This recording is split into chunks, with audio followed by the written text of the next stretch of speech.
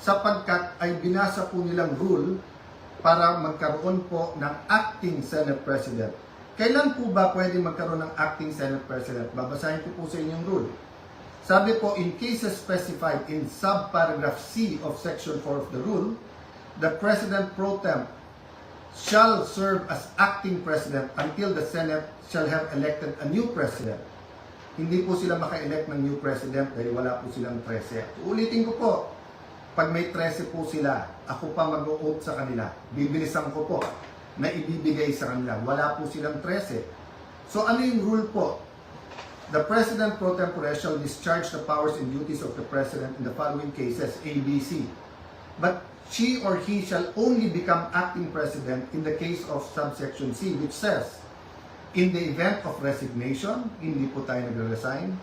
Removal, hindi po nila ako naalis. Death, buhay pa naman po siguro ako, hindi po AI to. Hindi po AI ang kumakausap sa inyo ngayon, buhay pa ho ako.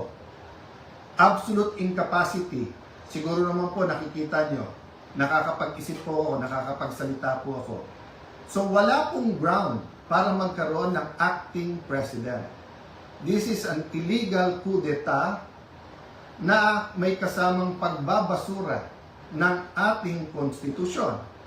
I warned everyone about this from day one.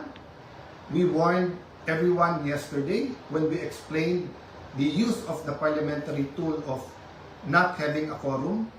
And kaninang tanghali, habang kausap ko po si Senator Marcoleta, I asked everyone, please pray, kasi at that time, balita po namin na nag-step up sila sa pagsasabing wala na yung kaso nyo, sumama lang kayo or pumunta lang kayo ng session hall.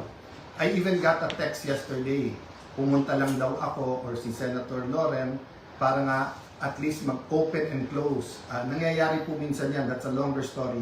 Pero naramdaman ko na po kahapon na baka may isang dumating, so 12 plus 1 equals 13. So 12 pa rin po ngayon, ay pang-11 pa rin po. Dahil sa ating konstitusyon, sa ating rules of the Senate, kailangan pong 13. Hindi po kami nagpipilit sa kapangyarihan. I can go as Senate President, even as Senator anytime. Hindi po ba ako lang ang katangi-tangi sa mga matataas na opisyal na nung nangyari yung flood control scam ay nagsabi, ba't hindi na lang tayo lahat mag-resign? Bakit po ngayon, after asking me to resign yesterday, illegal po. Actually po, hindi nila ako tinanggal. Naglagay ng acting. Senator Win, Lucian, ingat kayo dyan. You're playing around with fire. This is not just about the Senate. This is about the Philippine Constitution. Mga kababayan, sabi nila, ginawa nila to kasi naipit ang trabaho. Wala naman po silang ginawa ngayon. Kung hindi baguhin ang mga committee para walang Blue Ribbon committee hearing bukas. Para hindi maimbitahan ang 18 Marines. Pinalitan nila ang presiding officer. Bakit po? Nagpakita po ba ako ng kahit anong partiality sa conduct or pag-usog ng impeachment court? Alam niyo po, madidelay po ang impeachment sapagkat pag pinalitan ang rules ay kailangan pa ho na magkaroon ng publication. So pati po ang ating mga arrangement ngayon magbabago. Bukod pa ho doon, pwede mag-motion for reconsideration kung legal. Ang problema, illegal po ang sesyon kanina. So this is their answer to the crisis they made. From May 11 till now, crisis after crisis, pinapasok yung NBI noong May 11, binaboy din tayo noong May 13, pagkatapos issue after an issue, at ngayon naman po, instead of a simple adjournment sine die, kung saan meron tayong isang buwan na magtrabaho mga committee, pagkatapos uumpisa na natin ang impeachment, they're going to bring the Senate and the country into a political crisis. Ako'y nakikiusap sa lahat. Correct your mistakes. Wala namang problema because I issued an advisory kanina na nakasine die tayo. The country is already in economic crisis. Hindi lang nararamdaman to ng mga upper class. The world is in crisis because of what's happening in Israel, Iran, US, in what's happening with that conflict.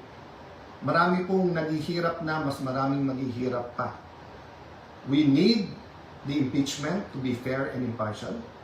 We need to investigate the flood control scam in a very impartial way that will be satisfactory to all our people. And we need a functioning Senate, an independent Senate. Huwag niyo po kaming alalahanin mga kababayan, okay po ako.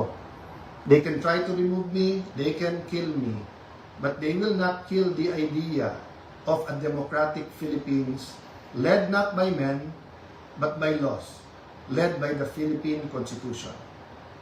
Kung sabi niyo po at natatawa yung iba that the Senate is under attack, 2023 pa lang ho, yung PI, gusto pong amendahan yung Constitution. After magsalita si Senator Aimee, wala daw katotohanan yon. Ngayon po, binasura ang Constitution. Ano ba tingin yung kasunod nito? So mga kababayan, again, God is sovereign. Let's all from now on. So, kay hindi pumasok Senator Cayetano, it will be Senator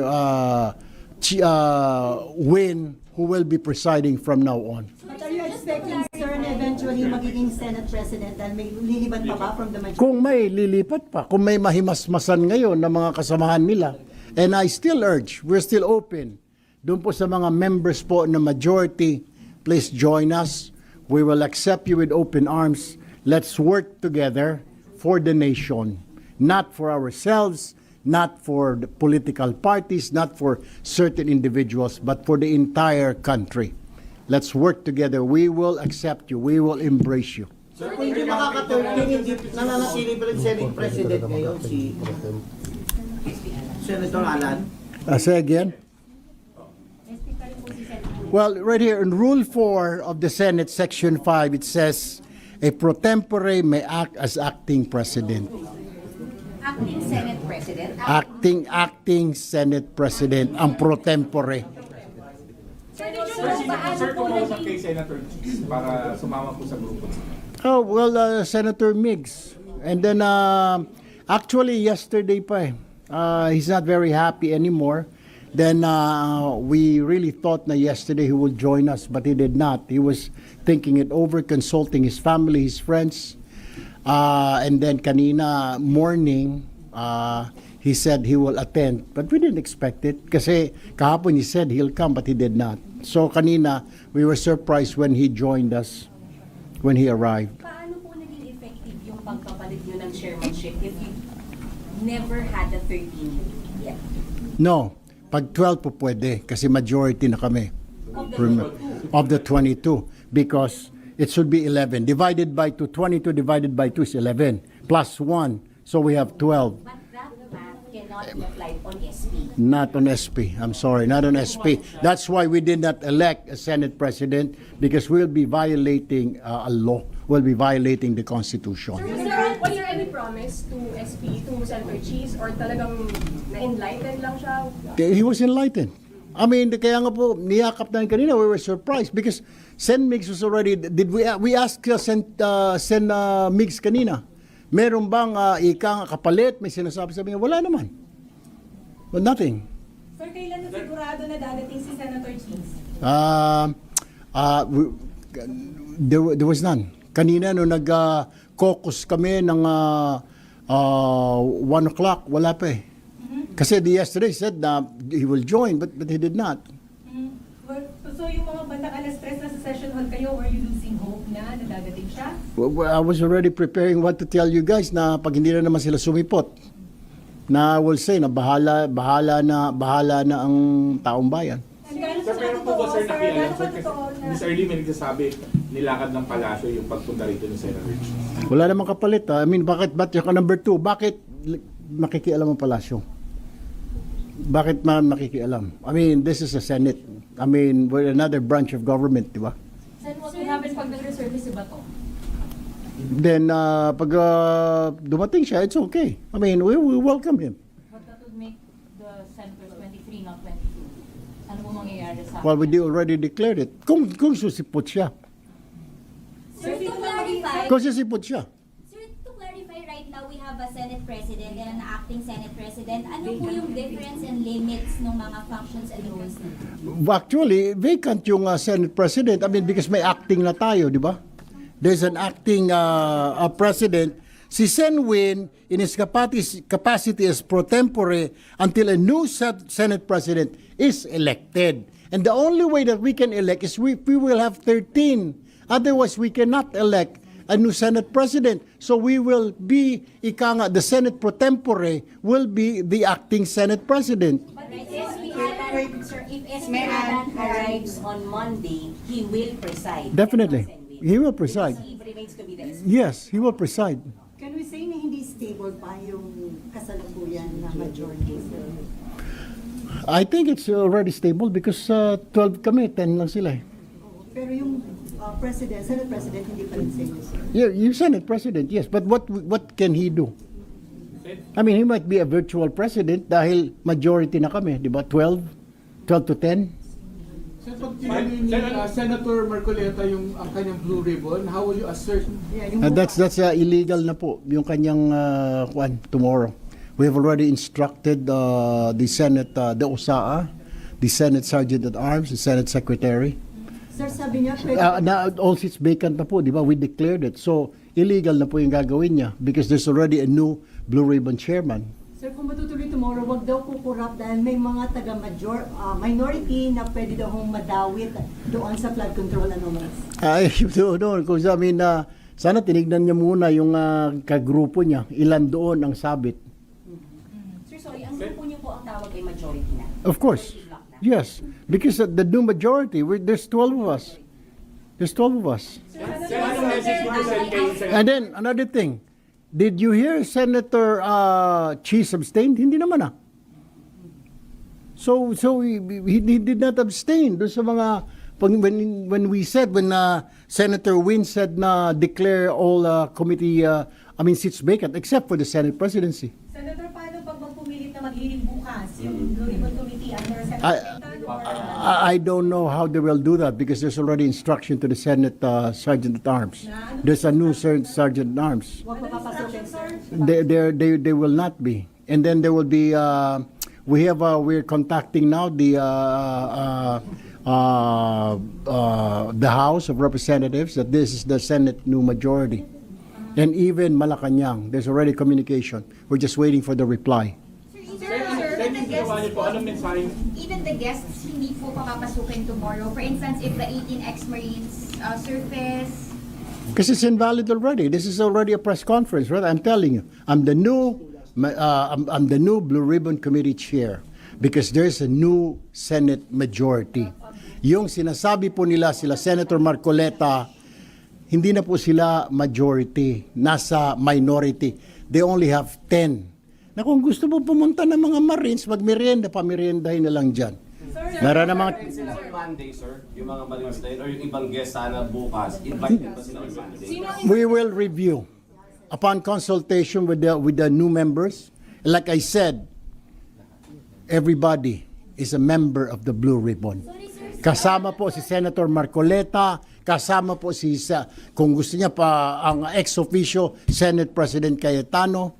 Sir, They're all invited. Sir, sabi nila SB Alan, all of this is para hindi matuloy yung hearing nila on the flood control anomaly.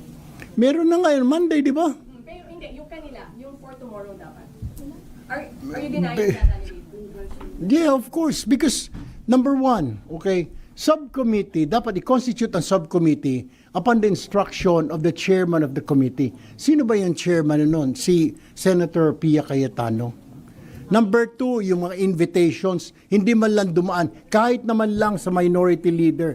Ang minority leaders, the ex-officio of the Blue Ribbon, hindi siya binigyan ng copy. Mabuti pa ang media meron. So, it's another violation of the rules of the Senate. Dapat yung mga resource persons, ang bigyan mo yung mga member ng committee para mapag-aralan nila, para we can formulate questions, anong itatanong ko dito. Not the media, because the media cannot ask them questions. Not the bloggers. So wala kayong hinaharap doon sa katotohanan daw? No, of course, we will look yung mga, we will still invite those people, some of those, pero we will have to review yung list nila. Hindi yung kung sino sila, wala na pakundangan. May mga pangalan ako na hindi ko nakilala, hindi naman contractor. Sino ba yung mga yun? Nakita ko may mga 18 Marines na yun. So we will have to consult, of course, the members until Friday. magkakaroon na kayo may elect na USP pag may lumipat na po sa inyo. Say again? You think in due time magkakaroon na Kung may lumipat, yeah, then